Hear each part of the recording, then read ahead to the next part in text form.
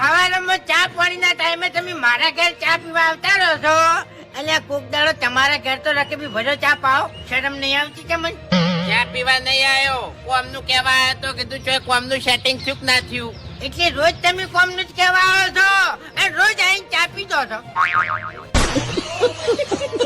નમસ્કાર મિત્રો, અત્યારે આ ફૂમતાજીનો તમે વિડીયો જોયો હશે.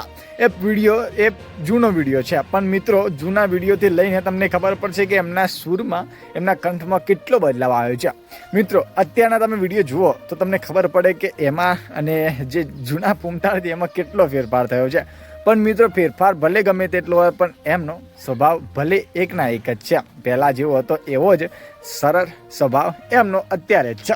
પણ મિત્રો મારે એક વિડીયો તમને દેખાડવો છે. એ વિડીયો કદાચ તમે નહીં જોયો હોય, પણ એ વિડીયો જોવા ત્યારે તમને ખબર પડશે કે ખરેખર ફૂમતાજીની અંદર કેવી કલાકારી ભરી છે. મિત્રો તમે જોઈએ છે કે ફૂમતાજી એક કલાકાર છે, પણ કલાકારની સાથે સાથે એવા વ્યક્તિ પણ છે જે સમાજને સારો સંદેશ આપે છે, સમાજને સારું માર્ગદર્શન આપવાનો પ્રયત્ન કરે છે. એવા કંઠસ્થ એવા સામાન્ય ફૂમતાજીની આજે આપણે એક વિડીયો દેખાડ.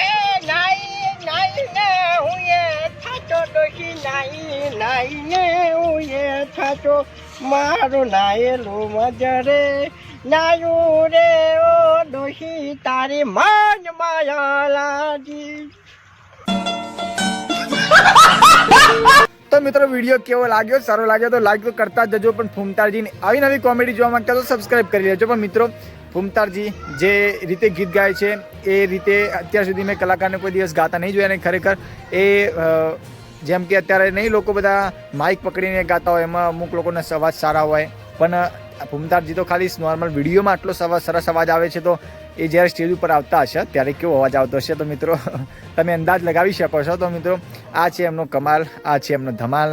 એમના ચાહકો પણ ઘણા બધા છે અને ઘણા બધા એમના વિડીયો જોઈએ છે. અને તમે પણ મિત્રો જોજો ને એમને સપોર્ટ કરજો ને આ આઈડીને સબસ્ક્રાઈબ કરવાનું ભૂલતા જ નહીં. તો મળીશું મિત્રો નેક્સ્ટ વિડીયોમાં. જય માતાજી, જય જોગમાયા.